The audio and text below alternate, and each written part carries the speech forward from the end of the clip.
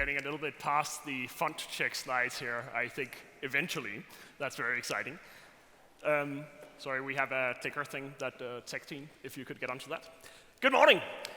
We are going to spend a little bit of time getting to work today. As Nicole warned you, this is not going to be one of those nice mornings where you just sit back and kind of sleep a little bit. I am going to ask you to do some work.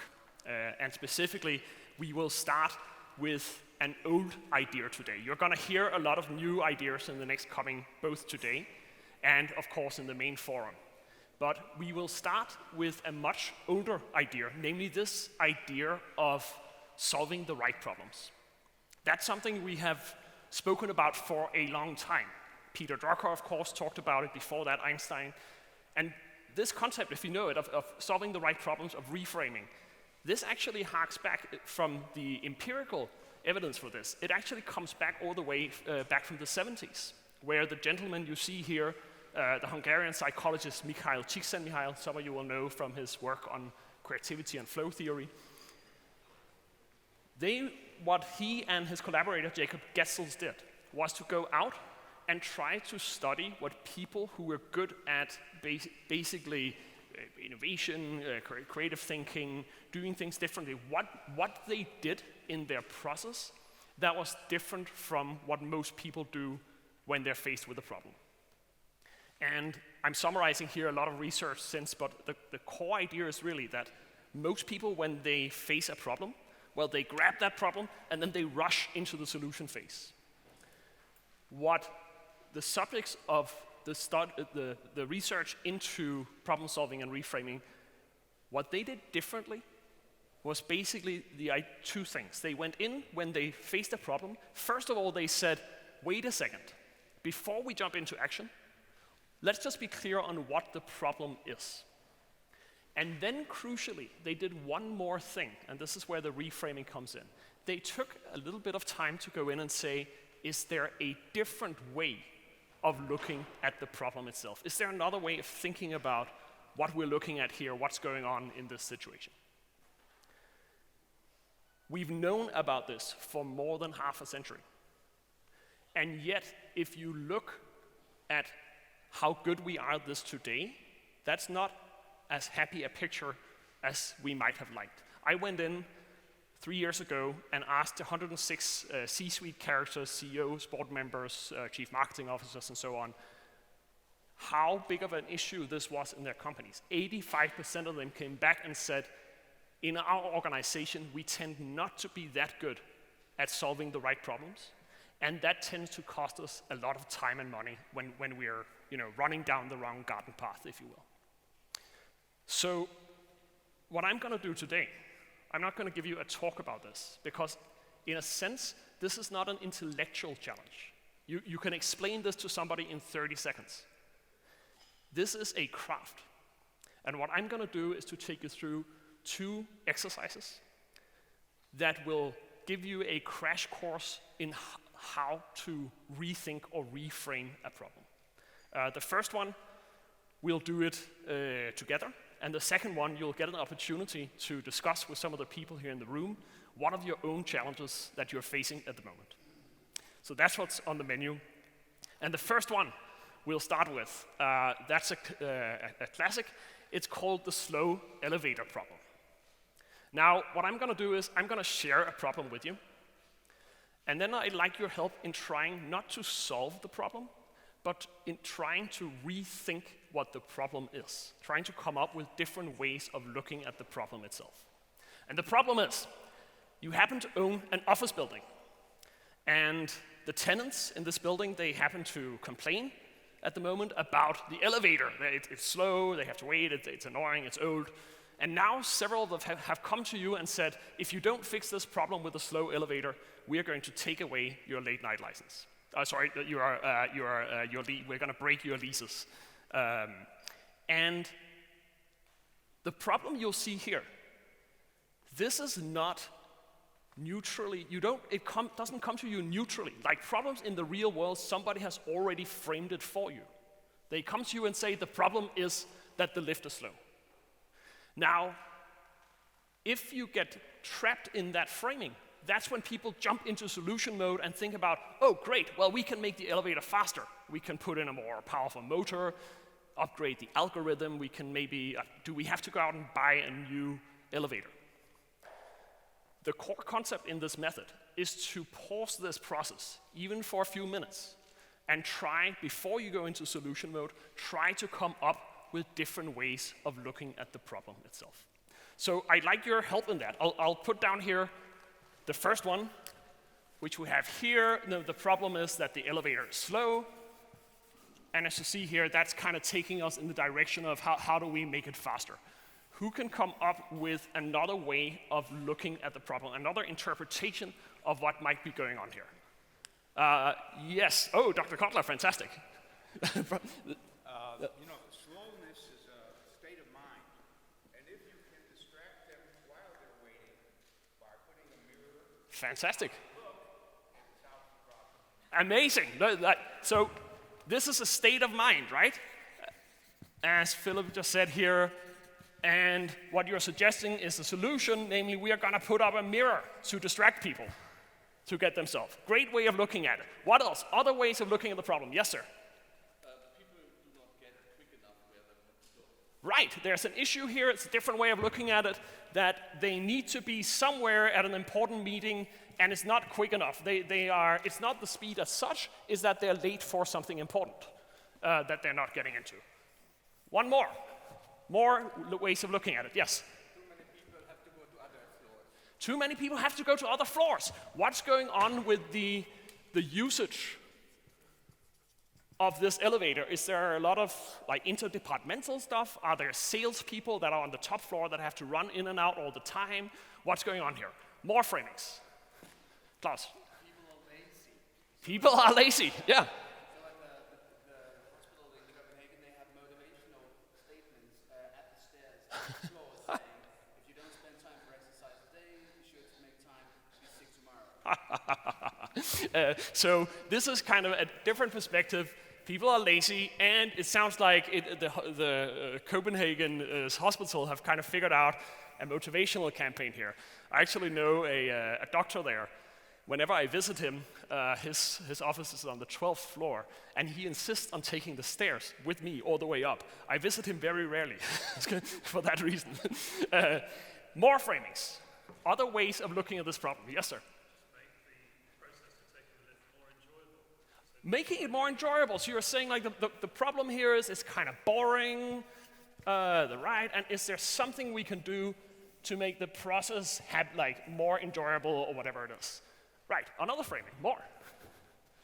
Other ways of looking at it. Yes? Maybe it's for free, so maybe if they pay, they will not use it so often. If they pay, okay, so they have no, this is an incentive issue. If they have no stake, they have no skin in the game around this. And maybe if we go in and say, well, we can make it faster, but it will increase your rent. Maybe that will change the dynamic. Yes?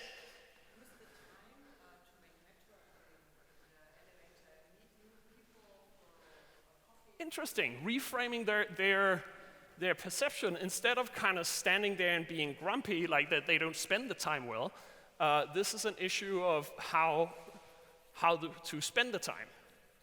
And maybe we can use this to make them connect more with each other in the building, or some other way in that solution. This is the method. The core idea in this is simply the routine, the mental habit of whenever you have a problem, you do two things. First of all, you say, wait, what is it?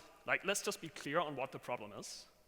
And then you go in very rapidly and try to challenge your thinking about the problem. You try to come up with different viewpoints on it.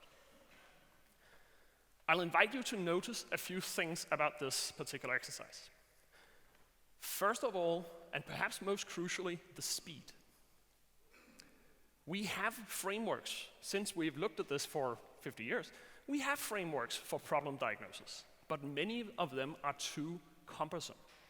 One of the big problems we have to solve for this is simplicity. This has to be something we can use as part of an everyday working experience, in a meeting, whatever.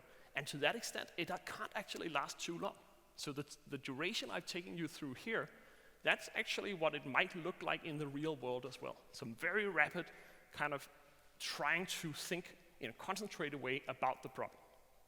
Some problems may need more time, absolutely. But if you can get into the habit of doing this rapidly, then you can start applying it on a lot more problems than just our biggest strategic challenges or whatever we're facing. Second thing, what most often goes wrong in this process is that people get trapped here. They may not even be aware that they are thinking about the problem in a specific manner. And if it's your team, they may come to you and say, you know what, boss, we have a problem. We don't know how to find money in the budget for a new elevator. Can you help us solve that problem? You'll notice this when you work with people, that they tend to spend all of their creative thinking efforts in a solution space instead of necessarily going in and thinking creatively around the problem itself. Third observation. We normally think about this issue of like, what's the real problem? I would encourage you to be careful with that, because I think that is a dangerous way of thinking about problems, that there is one real problem. In most cases, problems are multi-causal, and that means there are multiple different ways of trying to attack them. Sometimes you'll see that a team is focused on the wrong problem. They're literally like, no, you're barking up the wrong tree, this is what you have to focus on.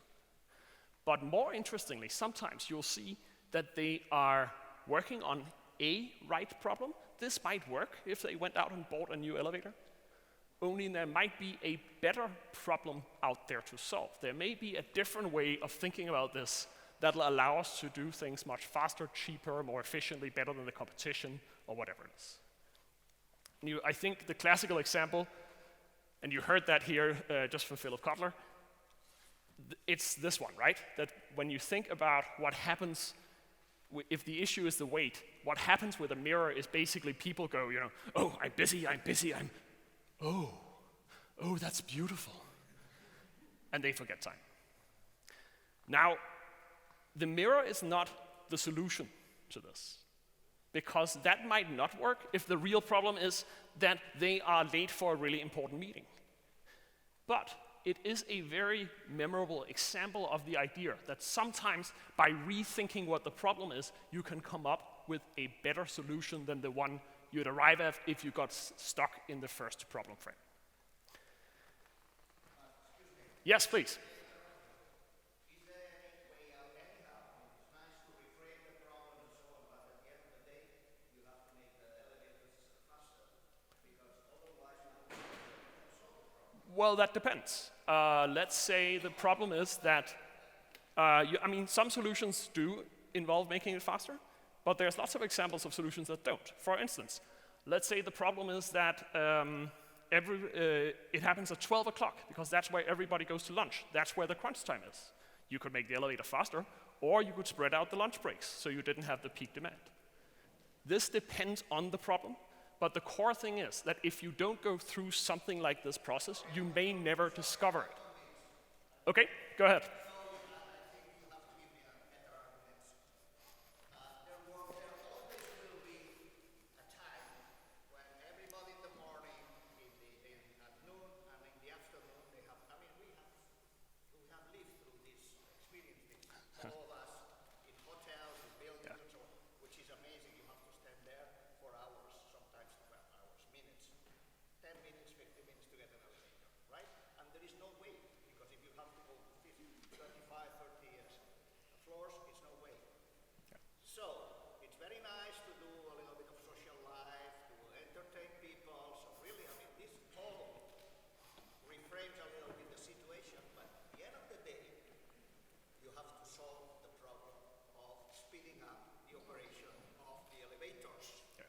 So first remark, please feel free to get involved. This is why we have today. I love that you're throwing your pitch in here. Yes, you had a comment.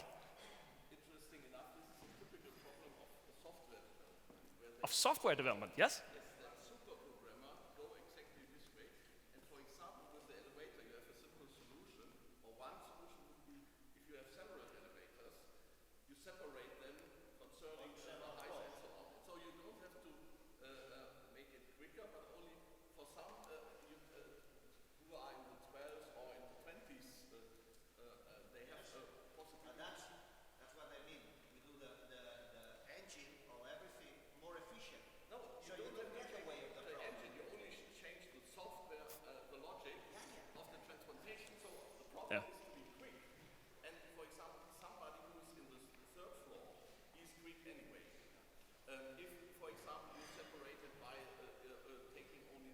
first fist together and then to have the other. So there's different approaches, and you are fixed in the problem to make the engine quicker or to rebuild the elevator. But this abstraction process gets you to the inner nature of the real problem. The way I'd encourage you to think about this is, yes, sometimes you end up in a situation where this is the problem we have to solve, and no amount of putting up mirrors or whatever will help us. But on occasion, there are other ways of approaching the problem, and sometimes people are focused on the wrong goal. I'm sure you've tried this in your companies, working with teams, that they are pointing in the wrong direction from the start. And the process here can help you discover that. It will not always work. Sometimes you have a discussion around it and you realize, no, we actually have to find a way of making the elevator faster. But other times, you might find other ways forward. And I'll invite you to try this out now on some of your own challenges. So I'm going to ask you to step a little bit into therapy mode, if you will. I'm going to ask you specifically to think of a personal problem that you are willing to spend 4 minutes discussing with 2 other people in this room. So to be clear, I'm not going to invite anybody up here to talk about their marriage or whatever is going on. I will, yeah, that, exactly. Should we just do that? Yeah, let's drop the rest of the program. A couple of pieces of advice as you think about what problem to pick. First of all, maybe don't pick something that requires actual therapy. We don't have time for that. Do pick something that is a people problem. Because if you're out, you're driving, your car has a flat tire, there's a limited number of ways you can reframe that. But if you look at people problems, they tend to be of a squishier nature, where sometimes there are multiple different ways of thinking about it. So a people problem and something you have tried to solve before. So some kind of issue you may have had for a while, you've tried to do something about it, didn't really make any headway on it. If you need inspiration, well, families and relationships tends to be rich minefields to dig into. Children that won't do what they're told. A bad habit you have or a good habit you want to establish. Or if you prefer not to talk about the personal, at home, you can also go in and talk about a difficult colleague you might be working with or whatever. It's really up to you. Pick something that bothers you a little bit. Doesn't have to be the biggest problem in your life, but something you think it would be interesting to have 4 minutes of conversation on this topic. What I'm going to ask you to do now, in a second, is to get into teams of 3. You may have to shift around a little bit. Feel free to stand up and use one of the tables in the back if you like. Then I'd like you to help each other reframe your problems one at a time. So we'll do 3 rounds of 4 minutes. And let's see if the 3 of you are working together. You might start with Isabella's problem, and then the 2 of you are consultants on her problem. When you are consulting, there's only one rule, which is don't try to solve the problem. Instead, try to go in and do what we just did here with the elevator problem, saying, what's the problem quickly, and then try to come up with different ways of looking at it. That might mean asking questions. It might also mean making direct suggestions about, I think this might be an issue with this thing, or have you thought about whatever it is? And I'll keep time for you, so just focus on the discussion. Then after the first 4 minutes, I'll switch you to the next person, and I'll give a little bit of advice along the way. So please think of a problem, and then I'll ask you right now to form teams of 3, and start with the first person to try to reframe that person's issue. Please go ahead.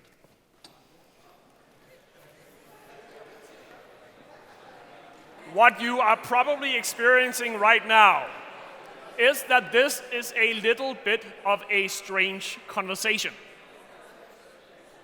I'm gonna, just before you switch to the next person, I'm gonna share a couple of ideas or pieces of advice around how to get better at this challenge of reframing.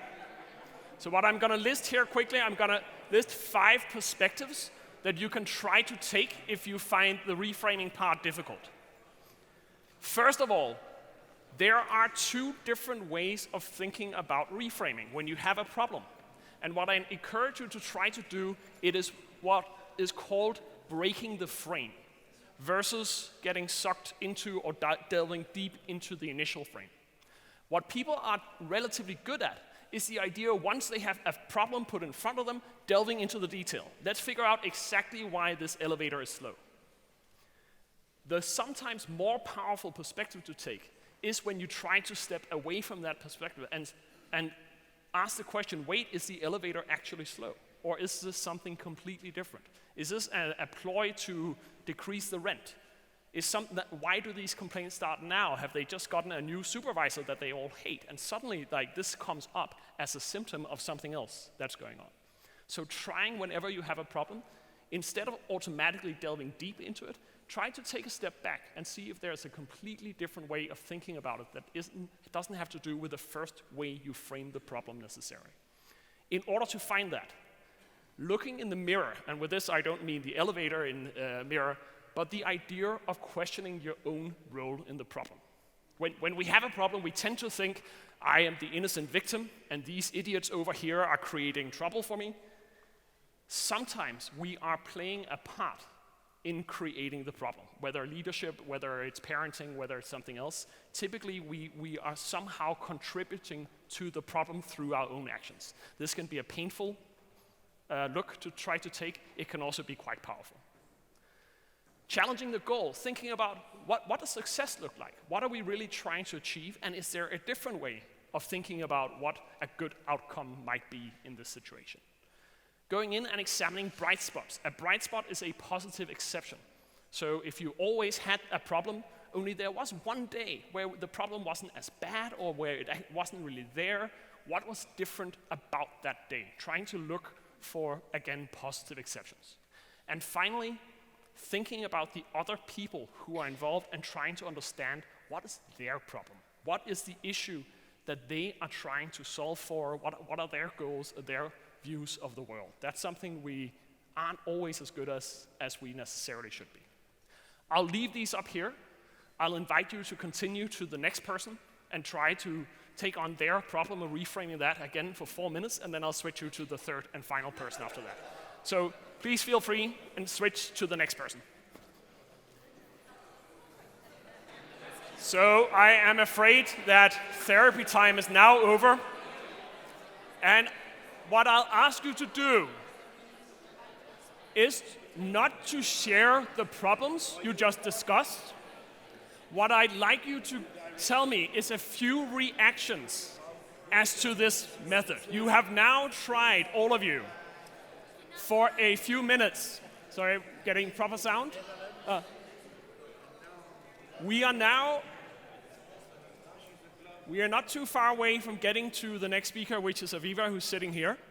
Before we do, I wanted to hear a couple of quick reactions as to this. You have now tried for a very, very, very brief period of time, 4 minutes per person. You've tried twice being a consultant. You've once been the victim of 2 consultants. What was this like? Easy, hard, reactions, thoughts, observations? Yes, please. We can get a microphone over to you if you like here. It's very difficult to break the anchoring once you hear the problem. Yeah. So you get anchored on it, and then you try to immediately go to the solution. It's so fascinating, right? We're very, very quick to seize upon a framing of the problem and stick with that. Like, it requires effort to break that. More thoughts. More reactions. Easy? Hard? Hard in general? Fun. Good news. It's not always fun. Like sometimes this can be a tough discussion. But it seems to be that every problem, it seems to, in our discussions, it seems like every problem ends up being a human problem, where it's a clash of frameworks or sort of cultural narratives almost. And so, for example, we were talking about a software team working across boundaries, and they just couldn't get the job done. And what's the real problem? It's really not the project, it's sort of what we bring to the project. Yeah. That's one of the typical types of reframings that you'll see, that you may start out with what you think of as a technical problem, and you end up figuring out this is again about human beings and what's going on here. I'd encourage you noticing that problems are similar across different domains. You will often see that you discuss with somebody in a different industry, and yet you have some of the same type of problems. Yes, sir? I was just going to say that it helps to take a bit of a coaching mindset in this. So in order to expand the problem, the opportunities to look at it differently, it's just keep to big open questions without that desire to go into solution mode and say, what about? Did you do this? Should you try this? Exactly. Coaching is one of the areas that have tried to get good at this as well. Now, I would say there's a limit to it. I don't know if some of you are coaches or you have a friend who's a coach. I mean, sometimes you're kind of like, sorry, can you tell me where the copying room is? It's kind of like, what's your real problem? Sometimes we just want the solution, and that's okay. More reactions. So yes, we're getting a mic passing around here. Yes, ma'am. I would call it the being inside the problem and outside the problem. Yeah. So when you're inside, you're very close to it, and you probably can't see a lot of it, and you're seeing very close, inner issues. But if you're outside, you stand outside, or you go in and ask people for their perspectives, so you're actually able to see a wider, issue and solving other things that probably you never saw before. Yeah. Interesting observation, right? We can be too close to a problem to see it clearly. Sometimes it helps to talk to somebody who doesn't understand the problem as well as you do. And it's not that they can give you a solution typically, but they might ask you questions that will make you rethink what's going on. Even sometimes the act of trying to explain the problem to somebody else might start some new thinking. Like, we can walk around with a problem in our heads for a long time without necessarily getting specific about what the problem actually is.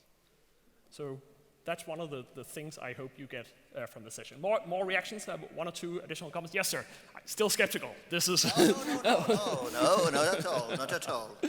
You just have to have the right problem. I presented to the ladies here a very personal problem, and I got a very good insights. And it's not an easy problem, and therefore not fast solutions, but I got a couple of very nice insights. And I think it's very useful to do that, especially with people you don't know at all, because you have no strings attached or whatever you want to call it, right? So it's been. I would like to thank my two coaches here for that. Let's give them a quick hand. They did a good job, it sounds like. Thank you. This is the reason I have spent a lot of time on this topic. There's something strange about the fact that we can walk around with a problem for months, for years, for however long you've struggled with it. And sometimes, not always, but sometimes a 4 or 5 minute conversation with two people who don't know the problem can help you see it in a new light. That's what I'd like you to take away from this method. It's not about adhering rigorously to this. It is about the notion that sometimes, literally by going in and rethinking what your problem is, by sharing that with a couple of other people, you can start arriving at new thinking that might allow you to solve it. And I'll suggest to you that that's not just true for elevators, for whatever you've discussed now, but also for some of the bigger topics that we're going to be looking at throughout the rest of these 3 days together. So I'll encourage you to think more about this as we go through, to think about how the big problems we're going to discuss here, how does this link up with reframing? Are there new views or perspectives we need to take on some of the challenges we're facing right now on a global level as well? The last thought I'll leave you with is just this notion again that we've known about this for a long time. This, of course, is Peter Drucker. The true dangerous thing is asking the wrong question. We have known about this for too long, and we're not necessarily that good at it yet, and I think that's insane. I think this is something you shouldn't have to travel to Vienna to learn. I think this is something we should be teaching people when they start work at university level, so we can get this thing right about solving the right problems. If we can make people a little bit better and not barking up the wrong trees, I think we can make a tremendous difference. That, ladies and gentlemen, is what I had. We are zooming on now to Aviva and much more interesting concept and content, so thanks a lot for your time.